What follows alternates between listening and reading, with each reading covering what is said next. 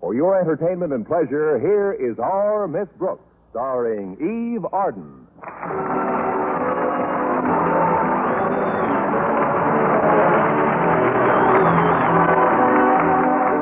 Our Miss Brooks, who teaches English at Madison High School, has always hoped that someday she would head her department. But with Mrs. Emma Finch holding down the job for the past 5 years, it didn't look like Connie Brooks would ever get a crack at it until last week. It was right before the final exams that Mr. Conklin, our principal, told me Mrs. Finch was not only retiring from the position, but actually leaving the school. When I asked him why, he blushed and replied, because it's best for all concerned. Oddly enough, it was our bashful biology teacher, Mr. Boynton, who finally told me the reason. We were alone in his laboratory at the time, and he said, Miss Brooks, Mrs. Finch is going to have a B.A.B.Y. I guess he put it that way so as not to embarrass some young rabbits who were listening. Anyway, Friday morning at breakfast, I was talking to my landlady, Mrs. Davis, about it. Well, what do you think, Mrs. Davis? Do you suppose I'll get the job? I can't see any reasons why you shouldn't, Connie. Honestly? But can you see any reasons why I should, Mrs. Davis? No, I can't see any of those either. It's up to Mr. Conklin to recommend the new department head to the Board of Education, isn't it? Yes, it is. Well, how do you stand with him? How do you mean, Mrs. Davis? Have you been courteous, cooperative, obedient, and respectful? No. And maybe I better forget the whole thing. Of course, it's not entirely up to Mr. Conklin's opinion of me personally. My work's got something to do with it, hasn't it? Frankly, Connie, your work should have everything to do with it. That's what I say. Maybe I better forget the whole thing. Are there any other English teachers at Madison who have been there as long as you have? Let's see. Yes, Miss Enright's been there about the same length of time, and she's been quite friendly with the Conklins, too. Of course, I have Mr. Conklin's daughter, Harriet, in my class, and we're great friends. Then that wouldn't influence Mr. Conklin any, although Harriet's a pretty good pupil, thank goodness, and her marks have all been exceptionally high. That might count for something with the old. I wonder if he'll make his decision right away.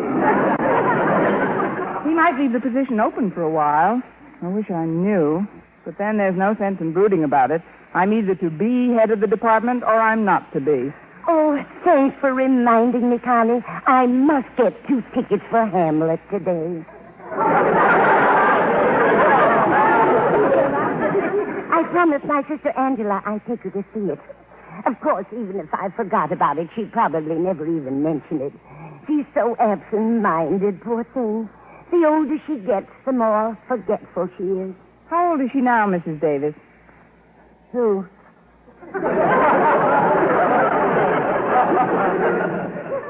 Your sister. Which one? Angela, the absent-minded one. Oh, she's in the low 70s. That's pretty good golf for an old lady. Oh, Angela's not half as bad as my brother Victor. He's so forgetful sometimes. Why, do you know, Connie, he can be talking to you about something and right in the middle of the sentence get off on another topic altogether. Really? Yes, it's quite disconcerting, but I guess it's just something that scrambled, boiled, or fried, Connie. Well, I suppose you just have to... What? Your eggs, dear. How would you like them? I'd like them introduced into the conversation a little earlier. But now that you bring it up, Mrs. Davis, I'll take them any way you want yours. Good. Then we'll both have oatmeal. That's the only way to eat eggs. Where's the coffee, Mrs. Davis? Right here, Connie. I'll pour you some. Thanks. You know, it isn't just the extra salary that makes me so anxious to head the English department. It's the additional income. How much of a raise will you get, Connie? Oh, I'm not certain of the exact amount, Mrs. Davis, but it's well over $9 a month. Just think, I won't have to put newspapers in my shoes when the soles wear out. Now I can use magazine paper. You mentioned a Miss Enright before, Connie. Is that the rather snooty teacher you told me about? That's her, Mrs. Davis. And if she gets that job as head of the English department, she'll be impossible. Well, she walks around the school now as if she's inspecting the stockyards. When she talks to people, why, darling, you look positively chic. I mean, just too terribly soigné. It's sickening. Oh, then don't eat any more oatmeal, dear. Just finish your coffee. You've been derailed again, Mrs. Davis. Let me help you back on the track. I'm talking about Miss Enright, a rival English teacher. She's got me worried. Oh, don't worry about her, Connie. I'm sure her baby will be a fine, healthy specimen. She isn't the one who's going to have the baby, Mrs. Davis. Well, that's a shame. I think the mother should always take care of her own baby, no matter what. It's Mrs. Finch who's having the baby. Who? Mrs. Finch. Oh, well, that's a very nice name for a baby. Now, if you'll excuse me, Connie, I'd better clean up the dishes. All right, Mrs. Davis, you clean up the dishes, and I'll clean up the conversation by myself. I'd help you in the kitchen, but I've got to get ready to go to school. Walter Denton's picking me up any minute. Oh, Walter's such a nice boy. It's a pity he's not a more brilliant student. But I think I know what his trouble is, Connie. Lack of concentration. Concentration? Yes. If he would just concentrate on one subject at a time. You see, he's the kind of a boy who, well, he's the type that... Connie? Yes? What were we talking about? Walter Denton. Oh, he's picking you up this morning, isn't he? What happened to your car, Connie? You just got it out of the repair shop. I know, Mrs. Davis, but I took it out the night of the big freeze. And? It froze. I did try to warm it up a little. I poured some boiling water into the radiator, but then the engine made the strangest sound. What kind of a sound, Connie? Well, I may be wrong, Mrs. Davis, but I'd swear it said, "Why don't you get yourself a bicycle?"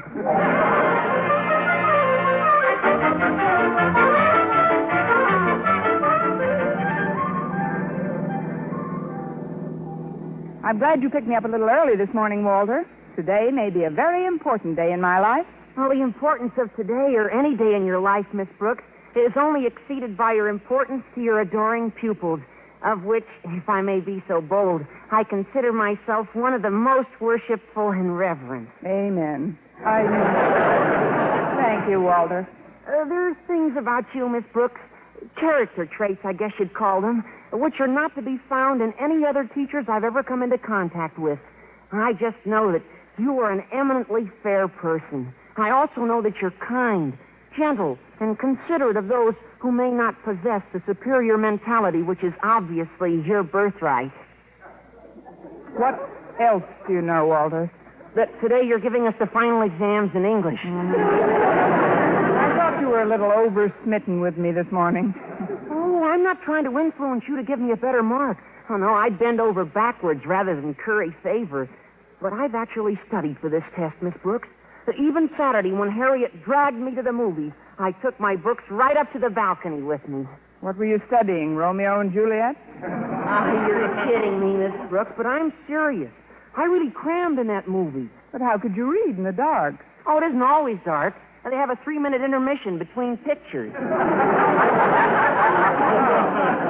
Well, that's plenty of time, especially if you were studying in shorthand. Of course, not knowing exactly what the questions are going to be about makes it a little tougher.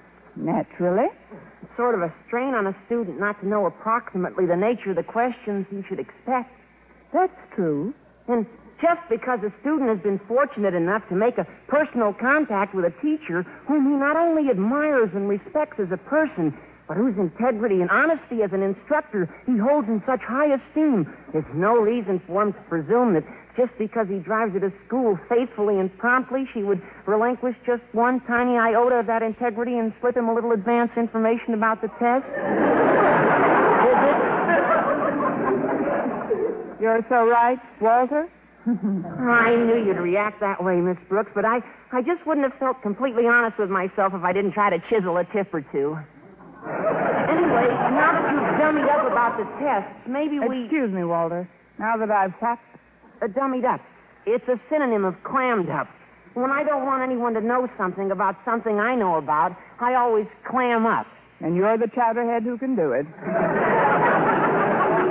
But But, Walter, when I mentioned much earlier in the trip that this was an important day, I wasn't referring to the final exams. You weren't? No, I was thinking of Mrs. Finch. Oh, the head of the English department. The ex-head of the English department, Walter. Mrs. Finch is leaving Madison. Why? Because she's... well, Mrs. Finch is going to become a mother. Of who?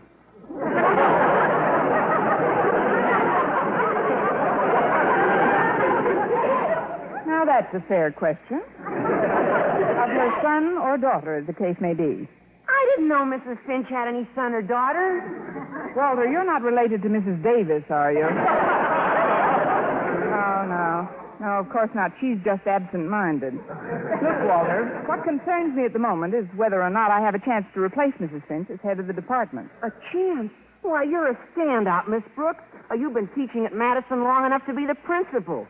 I mean, Mr. Conklin should certainly choose you over anybody else. How about Miss Enright? Oh, gee, I forgot about her. Now, she's even older than you are, isn't she?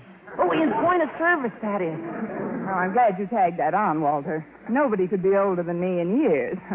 Not this morning, anyway. Now, don't you worry about it, Miss Brooks. So why don't you see Mr. Conklin when we get to school and have a little chat with him? You know, turn on the charm, sort of. You mean butter him up? Is butter him up? Yes, and don't sound so innocent, Walter. After the job you did on me this morning, you should get a prize from the Dairymen's Association.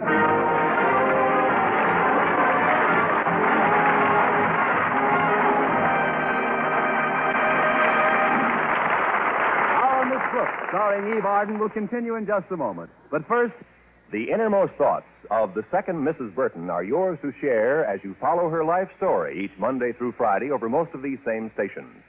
And like all of the people you meet in CBS Radio's daytime dramas, the second Mrs. Burton is someone whose thoughts and feelings are worth knowing.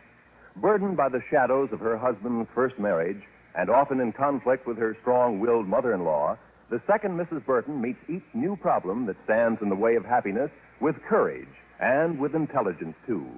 Tomorrow and every Monday through Friday, follow the engrossing story of the second Mrs. Burton. Remember, you'll meet her right here on CBS Radio, where Wendy Warren, young Dr. Malone, our gal Sunday, backstage wife, Nora Drake, and Ma Perkins, along with the folks on The Road of Life, The Romance of Helen Trent, and The Right to Happiness, all add drama and excitement to your daytime listening. That's on CBS Radio, of course.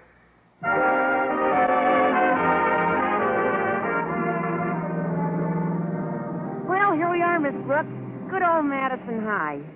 You know, every time I look at these hallowed walls, I wish for just one thing. What's that, Walter? I wish I was still home in bed. Especially today with those finals coming up. Gosh, Miss Brooks, isn't there some little suggestions you could make to me so I'd pass the exam, Certainly there is, Walter. Answer the questions correctly. Yeah. Well, you better get off here, Miss Brooks, and I'll go park the car. All right, Walter. Thanks for the lift. And good luck today. Oh, thank you, Miss Brooks. And good luck with Mr. Conklin. Well, I'll probably need it. I hope he's in a good mood this morning. Although why this morning should be any better... Miss Brooks. Oh, it's Harriet Conklin. Good morning, Harriet. I wouldn't have interrupted your soliloquy, but you look sort of worried about something. Worried? Me? Whatever gave you that idea? Your complexion. It's not as ruddy as it usually is. Oh, that's just from the new powder base I'm using. It's called Elephant Wallow Gray. Actually, though, I do have something on what's left of my mind, Harriet. It's Mrs. Finch. She's leaving the school. Yes, I know. I heard she was going to have a B.A.B.Y. Who told you? Mr. Boynton. That figures. But, Harriet, as you must know, you've always been one of my favorite pupils. I'm glad you feel that way, Miss Brooks. You're my very favorite teacher. Thanks. I'm very fond of your mother, too. I know. And she's terribly fond of you, Miss Brooks. I'm glad. Then there's your father. Yes, I know. Well, Harriet, do you think that I was going to... Well, that is... Well, what are you trying to ask me, Miss Brooks? Do you think he's warm enough for buttering this morning? At least, do you think I should have a little talk with him in his office? About what? Well, somebody's got to replace Mrs. Finch as head of the English department, and I figured... But of course you'll get it. Is that from the horse's mouth or just rumor? I mean, did you happen to overhear anything that... Look, Harriet, I don't want anybody to intercede for me because of any personal relationship we may have built up between us. What I'm trying to say is, well, I wouldn't want any principal's daughter, not even a clever, bright, pretty, industrious, talented, intelligent one like yourself, to become a fifth column for me. Golly, Miss Brooks, nothing I could say would sway Daddy 1 inch. In fact, Mother and I bend over backwards rather than suggest anything about his duties at school. But I'm so sure you're our next head of the English department that I've even written a little poem about it. Care to hear it? Well, if you don't think it'll put the whammy on me, jinx anything. Listen. To the head of the English department about to be, I present this little tribute to you from me. In class, you're good-tempered and don't fume or fret. But when it comes to our homework, you sure make us perspire. And in the forthcoming exams, whether I'm first or last, my feelings for you will be the same, especially if I've passed. So, Miss Brooks, all hail to the head of the English department about to be. Well, what do you think of it, Miss Brooks? It won't send Carl Sandburg screaming into the hills, Harriet. It's a lovely sentiment. Now, before I go into your father's lair, office, could you tell me what kind of a mood he's in? Oh, frankly, Miss Brooks, it isn't too good. When the newsboy that delivers our paper came around for the money this morning, Daddy bit his head off. Fine. Then he should be too full to take a bite out of me.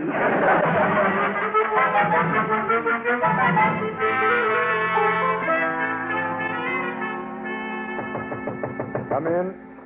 Good morning, Mr. Conklin. Oh, it's you, Miss Brooks. And how are you this bright, cheery, radiant day? I'm cold, damp, and depressed.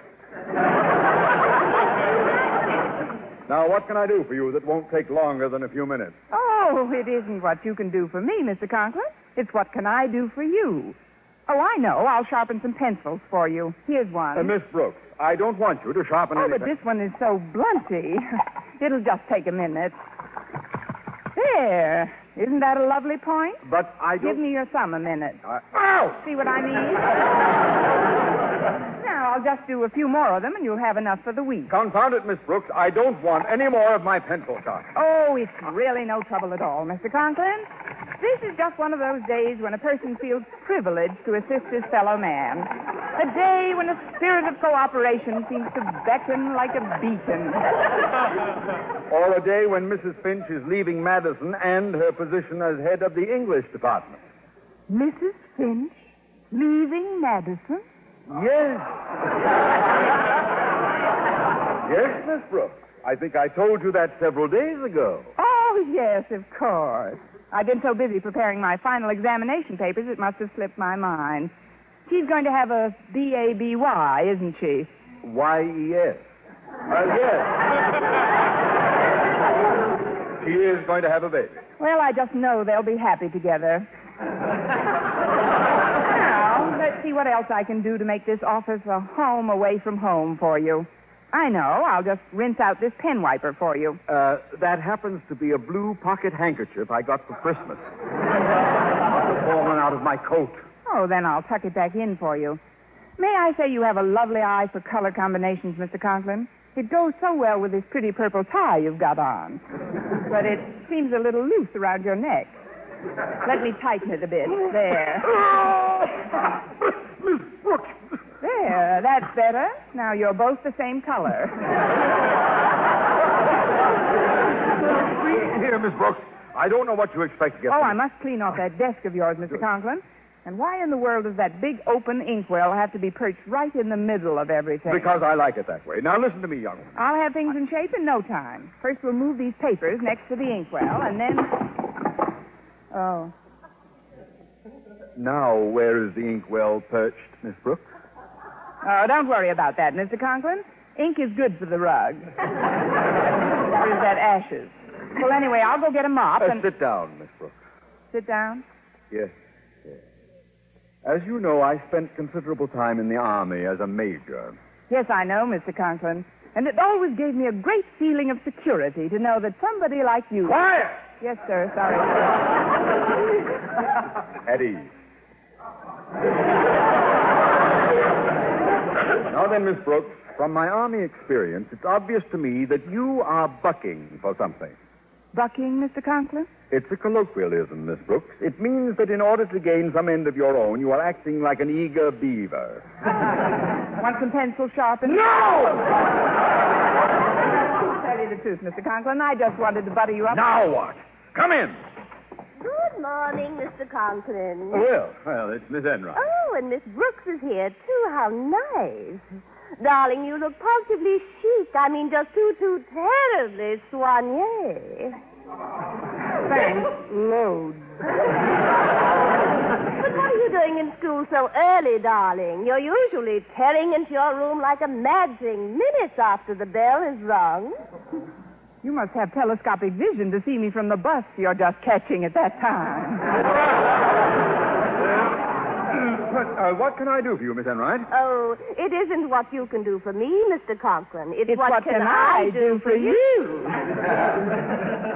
Oh, I know. I'll sharpen some pencils for you, Mr. Conklin. Thanks, just the same, Miss Enright. Or maybe I could straighten out your desk. Oh, heavens, what happened to this inkwell? I already straightened out his desk.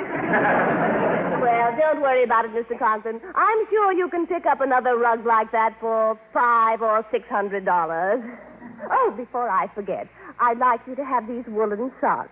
I knitted them myself. But, Miss Enright, It was a labor of love, Mr. Conklin. I worked on these socks just every available moment I wasn't faithfully discharging my duties as an English teacher. They're merely a slight expression of my gratitude for having been granted the privilege of working for such a warm, kindly, and considerate boss as yourself. This kid melts it before she spreads it on.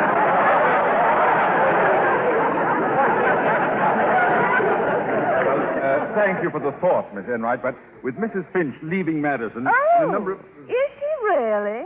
Well, this is a big surprise. It must be. You look even more surprised than you did when we heard about it last Tuesday. That will do, Miss Brooks. Miss Enright, in view of the fact that you are eligible for the position that Mrs. Finch is relinquishing, I feel that I cannot accept this pair of socks. But, Mr. Conklin, whatever shall I do with them? You can give one to Mrs. Finch's baby. It'll make a nice sleeping bag for him. I think you should know, ladies, that my selection will be based largely upon the results your students achieve in their final exams this morning. Therefore, you will not mark your own papers, but bring them into this office immediately after the tests are completed. Are you going to mark them, Mr. Conklin? Certainly not, Miss Brooks. My daughter Harriet is one of the students taking the test. No, in order to assure complete impartiality, I've asked someone from another department to correct the papers. Mr. Boynton. Mr. Boynton? Oh, I know that you see each other socially on occasion, but he's the soul of honesty. And I know that he, like myself, would bend over backwards to see that justice is done. Who's teaching everybody to bend over backwards, Arthur Murray? Well, I don't think this arrangement is completely fair, Mr. Conklin. I never see Mr. Boynton. Well, if it'll make you feel any better, Miss Enright, I'm not going to see him again either, until lunch.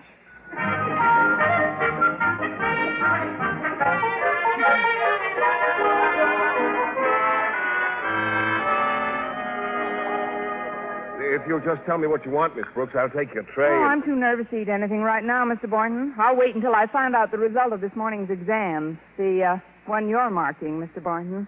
Oh. Well, that's something I'd rather not talk about, Miss Brooks. You see, I've promised Mr. Conklin... I know you've got to be strictly impartial, Mr. Boynton, but couldn't you give me just an inkling of how I'm making out? But I gave my word, Miss Brooks. Just a teensy suggestion of the merest trace of a breath of a hint. But I gave Mr. Conklin my Scout's honor. Oh. Well, then you might as well get yourself something to eat. Oh, very well, Miss Brooks. And I hope you swallow a merit badge. There you are, dear Mr. Boynton. Oh, hello, Miss Enright. May I share this table with you? The cafeteria is awfully crowded today. Oh, I don't see why not, Miss Enright. I do. Oh, hello, darling. Oh, Mr. Boynton, before I forget, I'd like you to have these woolen socks. I knitted them especially for you. I don't think I should, Miss Enright. You see, I'm still judging your examination papers, but, well, thanks just the same. Now, if you'll tell me what you'd like to eat. Well, let me see. Oh, I see they have turkey today. Would you get me a drumstick, Mr. Boynton? Why don't you get 2 drumsticks and put the socks on them?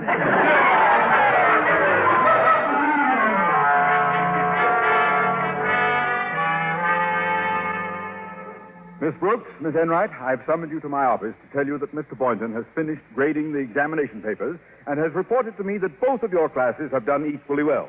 Therefore, it will have to be my decision after all. And that decision is, dear Mr. Conklin? I have decided... Yes, dear Mr. Conklin.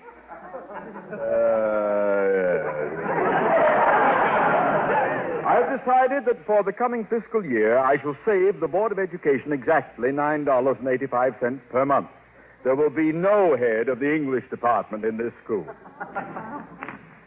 Why, darling, what in the world are you doing? Just breaking some of the pencils I sharpened this morning.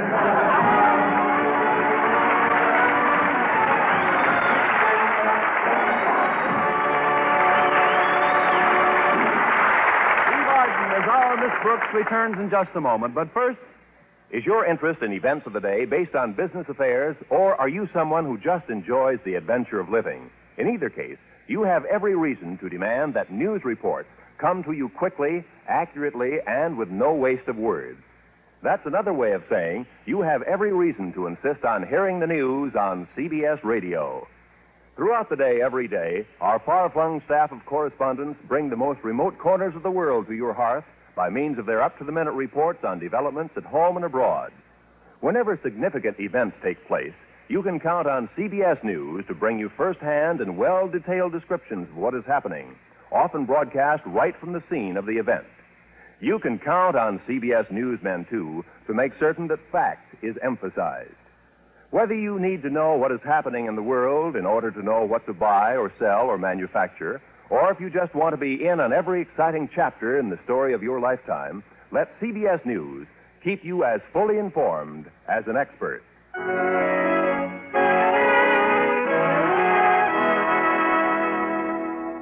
And now, once again, here is our Miss Brooks. Well, I was a little depressed about not getting the job as head of the English department, but I perked up the following night when Mr. Boynton came by and took me to the movies. As we got to the theater, he stepped up to the box office. 2 tickets, please. Here, Mr. Boynton, let me buy my own ticket. Why, Miss Brooks, I wouldn't think of it. Well, that's very nice. You can pay me for yours when we get inside. Thank you, and good night, Diamond Jim Boynton.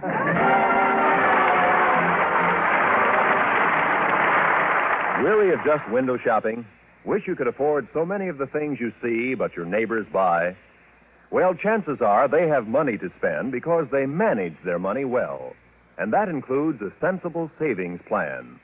One that encourages saving for the future without straining your budget today. And here's that kind of plan. The Payroll Savings Plan. Buying United States savings bonds regularly where you work. With payroll savings, money is set aside for you before you get your paycheck. That way you never count on it and never miss it. It's automatic saving. Before long, you have a stack of savings bonds, each one paying back $4 at maturity for every 3 put in. That means extra dollars for spending in the future. And when you know money set aside for the future, you can enjoy spending extra dollars today. So plan your spending, your saving wisely. Begin buying United States savings bonds on the easy automatic payroll savings plan now. This book, starring Eve Arden, is produced by Larry Burns, written and directed by Al Lewis, with music by Wilbur Hatch. Mr. Conklin was played by Gale Gordon. Others in tonight's cast were Jane Morgan, Dick Crenna, Gloria Macmillan, and Mary Jane Croft. Be with us again next week at the same time for another comedy episode of Our Miss Brooks. This is Roy Rowan speaking. America listens most to the CBS Radio Network.